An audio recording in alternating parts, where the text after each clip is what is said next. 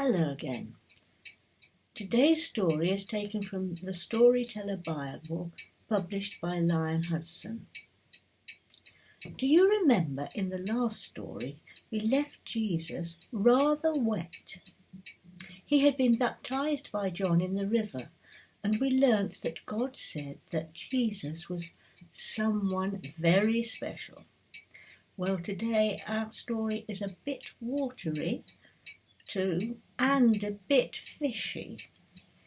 Shall we open the book at the story of Jesus' special friend?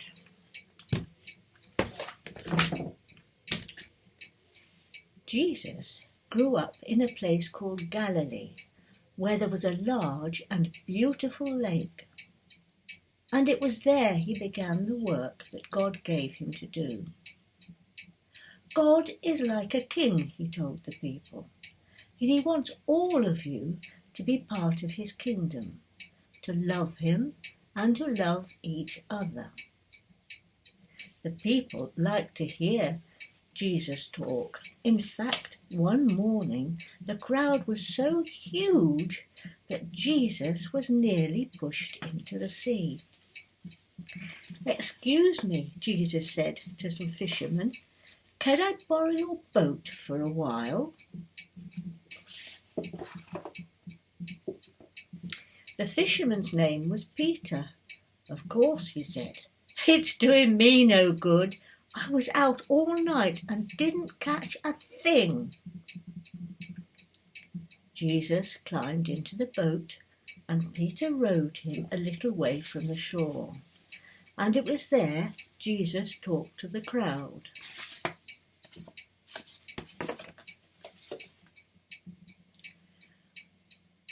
When he had finished, Jesus sent the people home, and then he turned to Peter.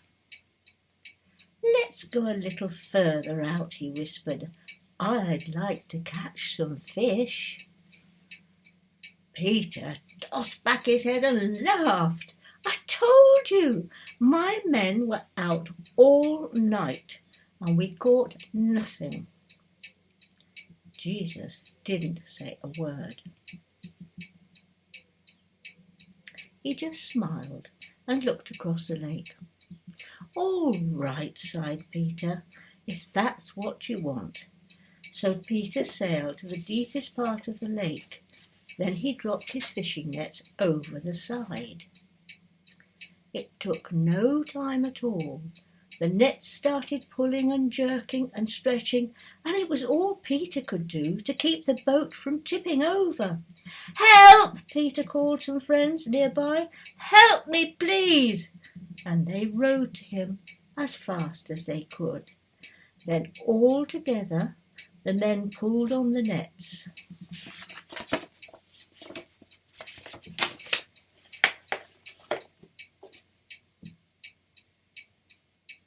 And the fish came tumbling and slapping onto the decks of both boats, silver fish and blue fish, and not just one or two fish, so many, in fact, that the boat would have sunk had the fishermen not rowed quickly to the shore.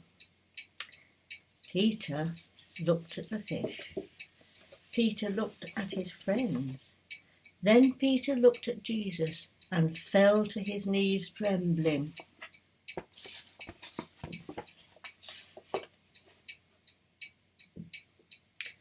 Only God, or someone like that, with that power, could do that, Peter said.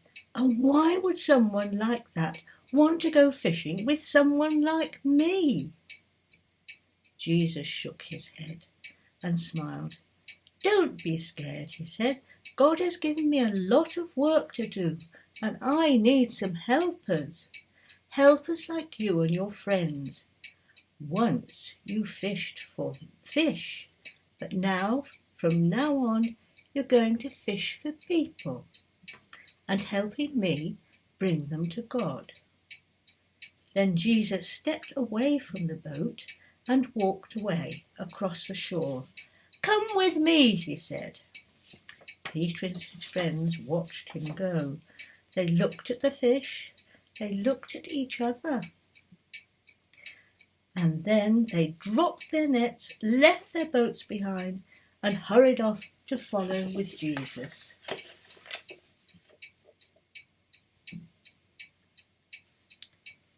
Peter was a very good fisherman.